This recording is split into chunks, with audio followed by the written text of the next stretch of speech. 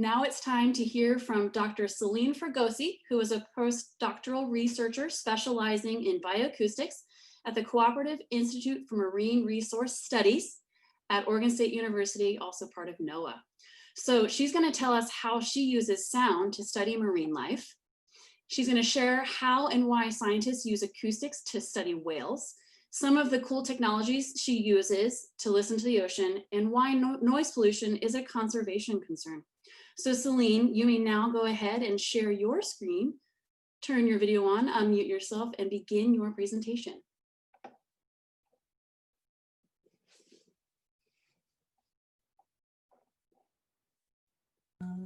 Can you hear me now?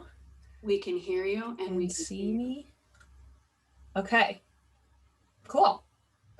Hi, everyone. Great to have you guys here. As Lindsay said, I'm actually joining from the East Coast in New York State because even though I still work for Oregon State, everything is remote these days. So I can be with my family and my dogs on the East Coast and still share with you all what I do for my research. So here's my contact information if you guys have any questions afterwards.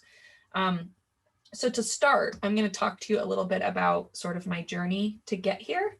I grew up in Northern California and always really loved the ocean. And so I thought I wanted to study marine life. And so I went to the University of San Diego in Southern California. And while I was there, I got to do some undergraduate research on coral reefs in the Virgin Islands. And when I was there, that was my first opportunity to work with oceanographic instruments and sort of technologies we use to study the ocean. There's a picture of me and my lab mate putting together a current meter that measured the speed of the water. And this was my absolute favorite part of the project, which sort of surprised me, but I really liked troubleshooting the different instruments and programming them. And that sort of made me realize where my passions lie for my future career. So after I did my undergraduate degree in marine science at the University of San Diego, I then interned and worked with captive sea lions and dolphins at the Navy's marine mammal program. So the US Navy has a whole fleet of marine animals that they use to look for mines and pick up things that the Navy drops in the ocean.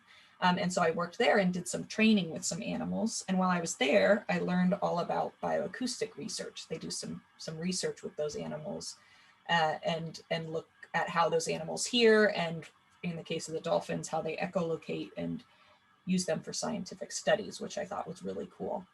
After that, I went to UC Santa Cruz, where I worked as a researcher on a project studying northern elephant seals.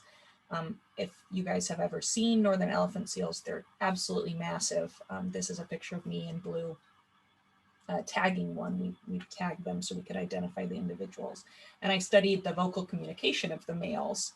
Along the way, I also lived in Montana for 2 years and I studied birds. So that was more research experience. So if you're picking up here, it was sort of a convoluted path to where I am now. Along the way, I also got to do some ship-based research. So this is me and my blue whale selfie. That's a blue whale in the background here off of Southern California in the Channel Islands, where I worked on a project that looked at how Navy sonar might be impacting marine animals like baleen whales and how they might be responding to those sounds. So I bounced around for 2 years between elephant seals, blue whales, and bluebirds.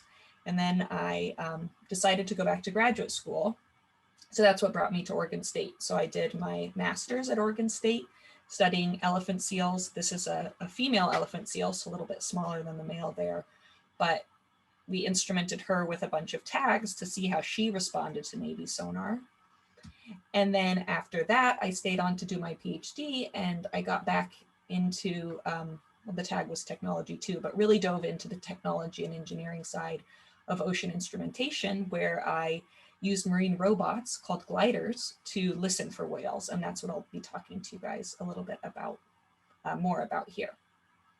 So this is what the ocean looks like under about 200 meters of water. It's dark. You can't see anything because the water absorbs all the light. And so marine animals have come up with other ways to communicate. In particular, marine mammals use sound. Sound travels really well underwater, unlike light. So So this is a cartoon made by a friend of mine that sort of shows what marine mammals do with sound. They use it to find food.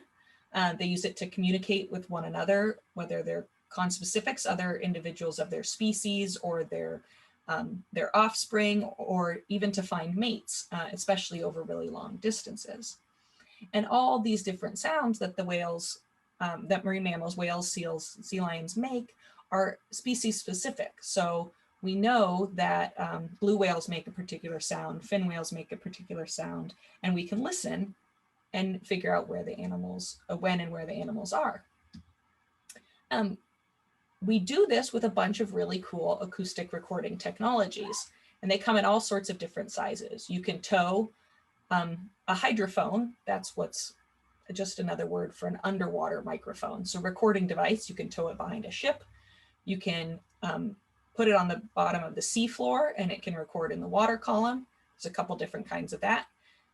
You can put a tag on the back of the animal and record the animal itself, or my favorite is gliders, like this one in this diagram, or this glider.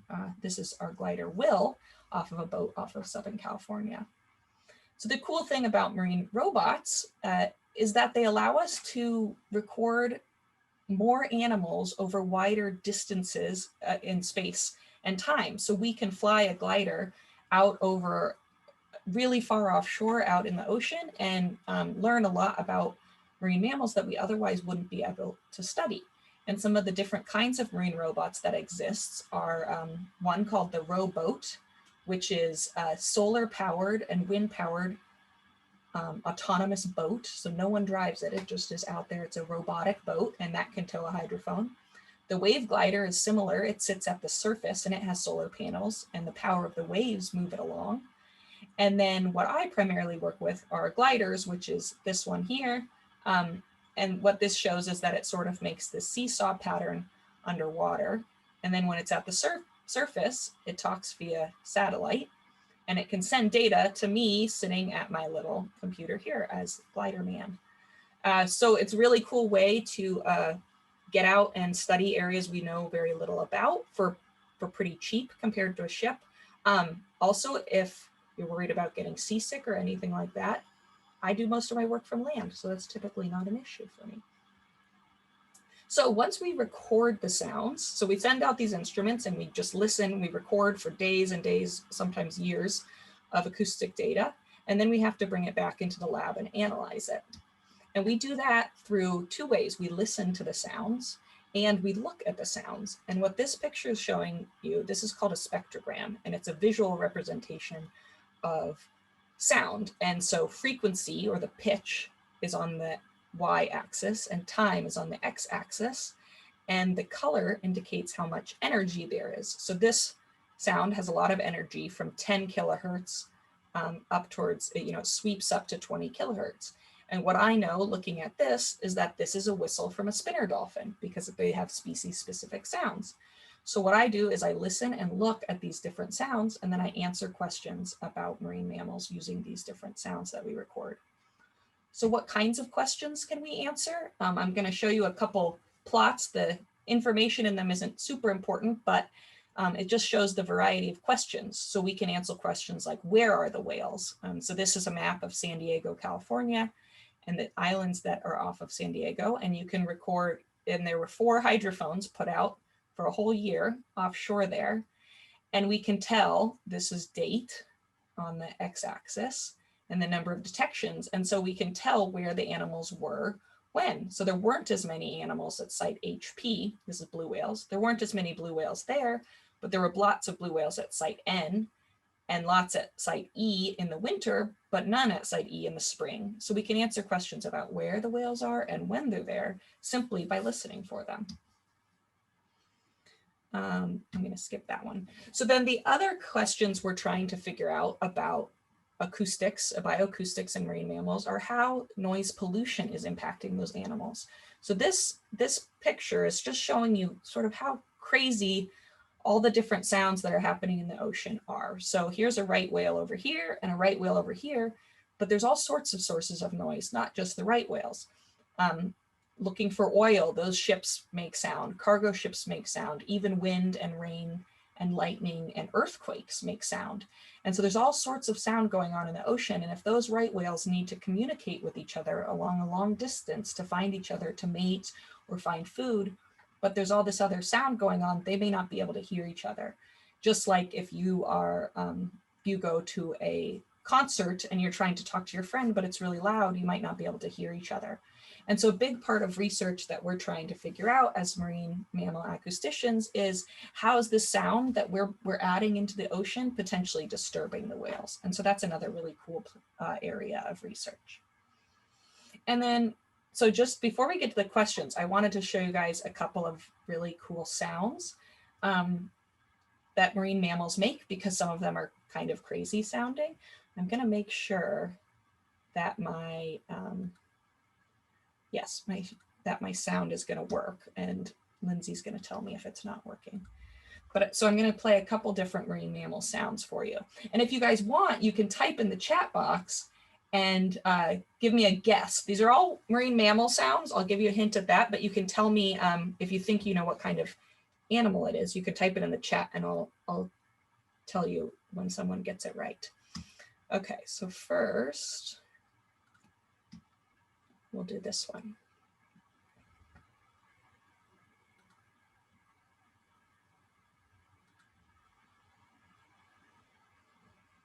Hold on, my mouse is being slow.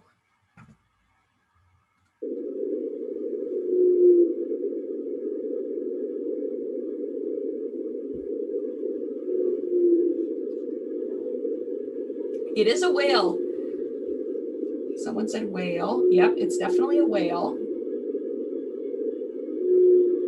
This is actually a blue whale. So great job, Becky. That is a blue whale. And this sound is actually sped up faster than it actually is in real time, because blue whales vocalize so low that we can't actually hear them they're below our range of hearing.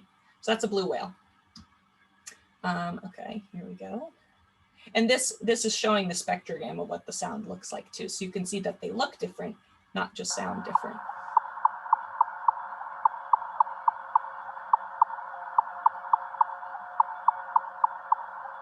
It's not, this one's not a dolphin.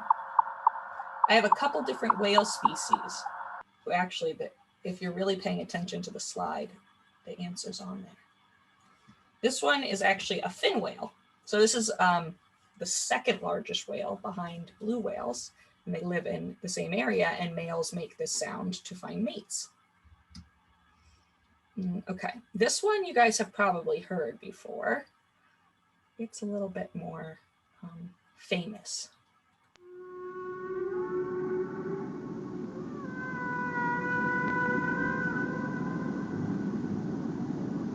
I see some things coming in on the chat.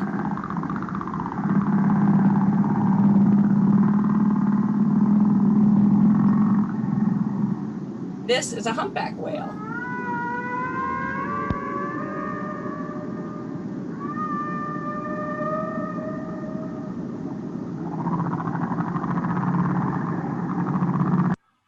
Oops. And so I see in the chat, yeah, someone said humpback whale. That's a humpback whale. It's actually just one whale, even though it's making all those different sounds. Humpback whale males sing to find mates. And so they broadcast these calls in tropical waters to attract females, and they make really all sorts of different sounds. You can see the different shapes in the spectrogram there. Okay, I'm gonna skip through a couple to move on from the big baleen whales that eat krill and small fish. Here's more baleen whales and get, okay, we're gonna do, this one is, where's my sound? This whale is local to the Oregon coast, which is a big hint for what it might be.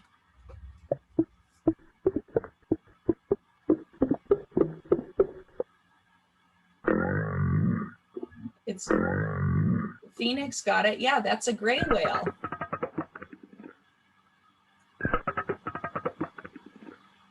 It sounds kind of crazy.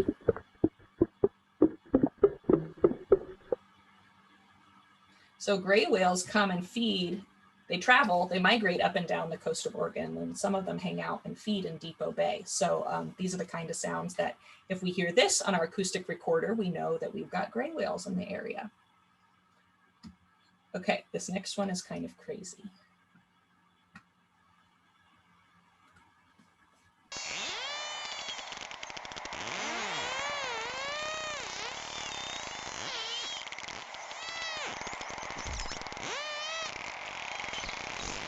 I see a couple of people guessing dolphin.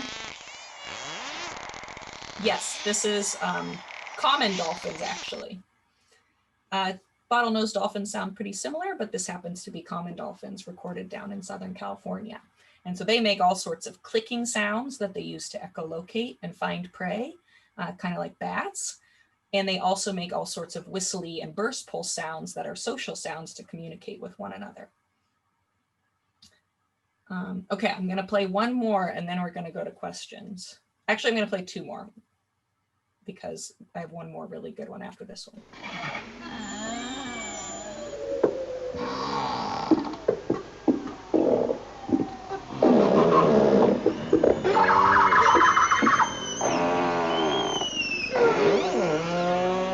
It's a kind of whale. So that's a beluga whale. It does sound like a deflating balloon, but beluga whales are called the canaries of the sea because they make so many different sounds. And if you guys have seen Finding Dory, the beluga whale at the aquarium communicates with the other tanks through water. And so that's just a good example of how well sound travels in water. Okay, we're going to do one more and I'm going to skip. Okay, this one.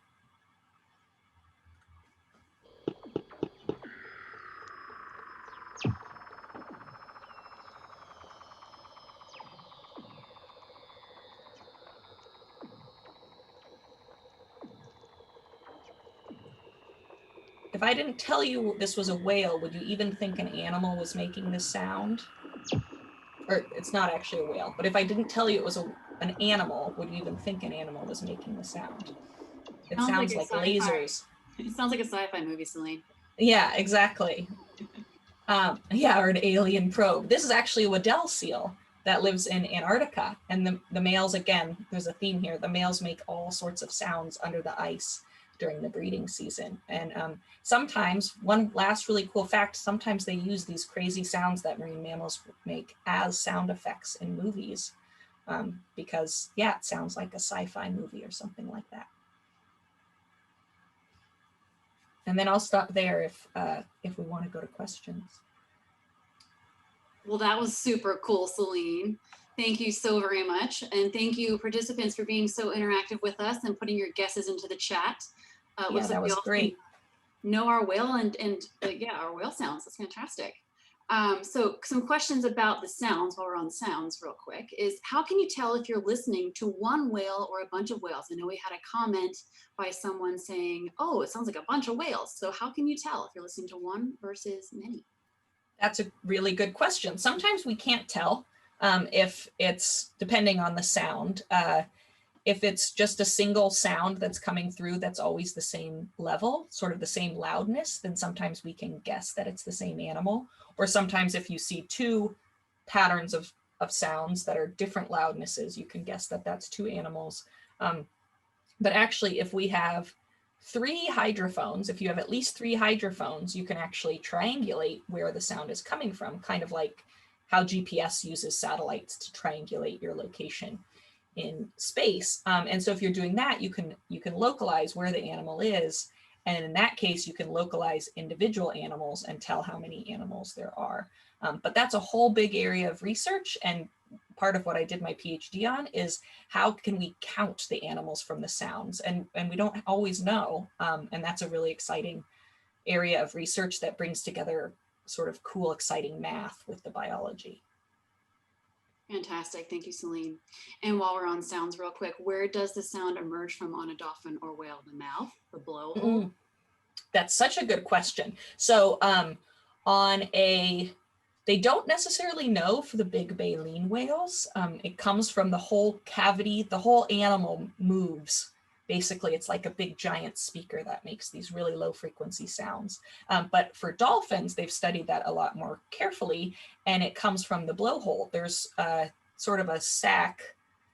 There's 2 parts to the blowhole, and one part that they sort of breathe out of, and then one part where they can kind of trap air in a little balloon and move different parts around. It's called the phonic lips, and that's what they can use to make echolocation sounds. Very cool. Thank you, Selene. Switching gears back to some of your tagging efforts that you had talked about earlier in your presentation. Going to combine two questions. One is, how do you get the tags on the animals, and does it hurt to tag the animals? Great question. So I'll see if I can, I don't know if I'll be able to go back quickly enough, but to tag animals like seals and sea lions that have fur, we actually glue the tags onto them. So seals and sea lions molt their fur, they shed their fur once a year. And so we can glue a tag on, and then when they molt a few weeks later, the tag falls off. So it doesn't hurt them, and it's not permanent, and it's not surgery or anything like that. And then for whales, the way tagging typically happens is with suction cup tags. So whales are very, very smooth, kind of like a window, and they're wet and slippery. And so you can actually use suction cups they have a long pole, and they reach out over the water, and then the suction cup gets smacked onto the back of the whale. And then with the suction cups, they'll stay on for maybe anywhere from an hour to like 24 or 48 hours. And those don't hurt the whales either. They probably don't even know that they're there. They're so small compared to the back of a blue whale. Very good. Thank you, Selene. And so we have a question from Adam. Do the same species of whale sound different from other areas or regions? That's such a good question. They do for some of the whales, especially blue whales. So the blue whales live all over the world, in all of the world's oceans, and they all sound, blue whales in different regions sound different. So the blue whales in the Pacific Ocean make a particular kind of sound. That's the sound that I played for you. But then blue whales in Antarctica sound different, and blue whales in the Indian Ocean sound different. And there's this idea that maybe, not that they're not different species genetically, but maybe there are these distinct populations of blue whales that are only communicating with one another because they have these different sounds. For some of the dolphin species, there isn't as much geographic variation, but killer whales have a lot of geographic variation too in the sounds that they make. So some of the species do have differences, and some of them don't. Super fascinating. I actually never thought to ask that question. So great question, Adam. And great answer, Selene. And so I'm going to combine some questions here in terms of like the gliders and the tags. How do you keep from contributing to more marine trash and marine debris? That's a really great question. So for all of the instruments that I use, they're collecting data that we need to get the instrument back to keep that data. So we're not leaving, knock on wood, as long as everything works the way it's supposed to, we're not leaving anything behind. So the glider, we deploy it for a couple weeks, and we have to go out in a ship and pick it up, and then we bring it back to the lab and then offload all the data. So although we're able to steer it via satellite, the acoustic data is too, that would use up all our data bandwidth. Like your cell phone, you would use your data limit very quickly if you're transmitting the acoustic data over the glider. So we have to get it back. So we're not adding anything out into the ocean, which is nice. And it's the same thing with the tags. So the suction cup tags, or the tags that are glued onto the back of the seal, they have little radio transmitters in them so that we can go find them and pick them up. And they actually float. The whale tags float. And then when it pops off in about 24 hours, we go out and have a radio tracking device that we can go and find it and scoop it out of the water. And then with the seals, we pick them up when they molt, which they typically do on the beach. So you can go out to the beach and you use the radio transmitter to find where it is, and you pick it up. So fortunately, we're not leaving anything behind. Fantastic. All right, friends, these are some fantastic questions we had flowing in here on the Q&A box. If Selene's up for it, she can answer some questions that we didn't get to while our next presenter is presenting, or we will work with Selene after the fact to get those questions that we didn't get to answered. Then we'll post those questions with our recording on our website.